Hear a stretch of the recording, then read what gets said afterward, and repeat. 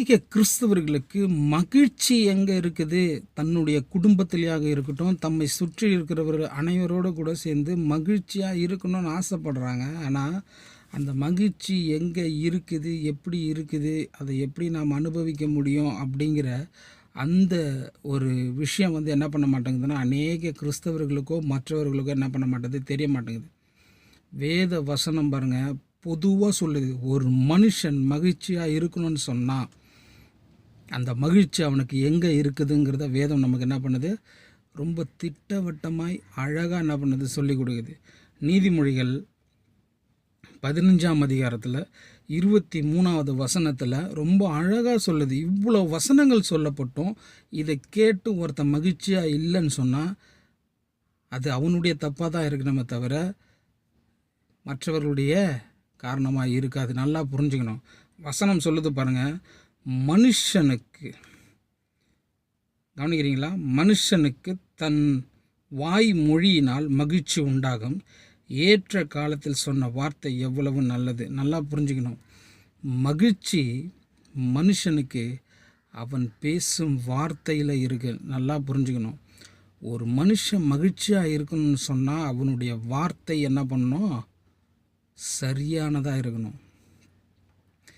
கெட்ட கெட்ட வார்த்தைகளை பேசிக்கிட்டு, தப்பான வார்த்தைகளை பேசிக்கிட்டு, வாயை திறந்தாலே எரிஞ்சு விழுந்துக்கிட்டு இருக்கிறவங்க பார்த்தீங்கன்னு சொன்னால் அவர்களுடைய வாழ்க்கையில் மகிழ்ச்சி என்பது இருப்பதற்கு வாய்ப்பே கிடையாது. நான் திரும்பவும் சொல்கிறேன், நல்லா புரிஞ்சுக்கணும். மனுஷனுக்கு தன் வாய் மொழிகளால் என்ன பண்ணதான் மகிழ்ச்சி என்ன பண்ணுமா, உண்டாகும்.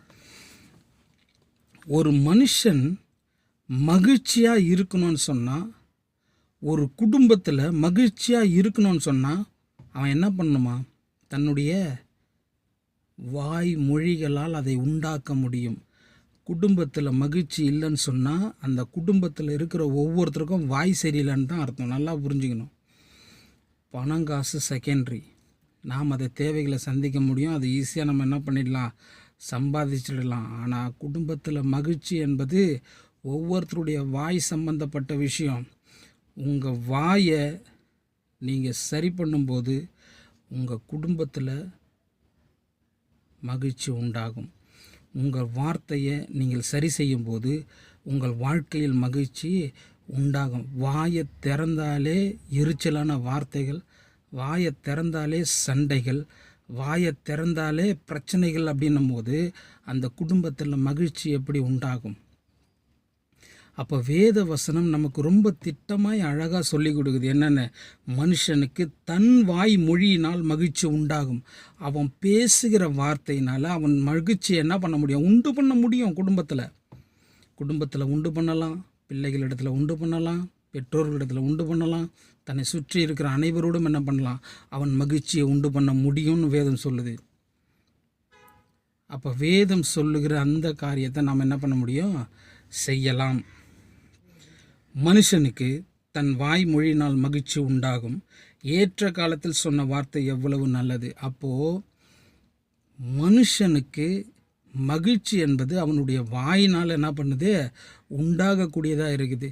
இந்த மகிழ்ச்சியை நீங்கள் இதை செய்யாமல் சினிமாவுக்கு போனால் நான் மகிழ்ச்சியாக இருப்பேன், எங்கேயாவது ஷாப்பிங்க்கு போனால் நான் மகிழ்ச்சியாக இருப்பேன், எங்கேயாவது ஊர் சுற்றுலத்துக்கு போனால் மகிழ்ச்சியாக இருப்பேன், இதெல்லாம் போகணும், இதெல்லாம் போங்க, அது தப்பு கிடையாது. ஆனால் அதே நேரத்தில் இங்கெல்லாம் போயிட்டு வந்துட்டு வீட்டுக்குள்ளே வந்த உடனே உங்கள் வாயிலேருந்து வரக்கூடிய வார்த்தைகள் எப்படிப்பட்டதுங்கிறத நிதானித்து பாருங்கள். அந்த வார்த்தை மகிழ்ச்சி உண்டாக்கக்கூடிய வார்த்தையாக இருந்துச்சுன்னு சொன்னால் உங்கள் குடும்பத்தில் மகிழ்ச்சியாக இருக்கும். நல்ல வார்த்தைகள் இருந்தால் உங்கள் வாழ்க்கை என்ன பண்ணும், நல்ல மகிழ்ச்சி உள்ள வாழ்க்கையாக இருக்கும். அதனால் தேவன் சொல்லுகிற இந்த வார்த்தைகளை கொஞ்சமாவது நம்ம காது கொடுத்து கேட்டு ஒவ்வொரு மனுஷனும் பயனடையணும். நமக்காக தான் வேத வசனம் சொல்லப்பட்டிருக்கு. நாம் பயனடைய வேண்டும், நாம் மகிழ்ச்சியோடு இருக்க வேணும் அப்படிங்கிறதுக்காக தான்.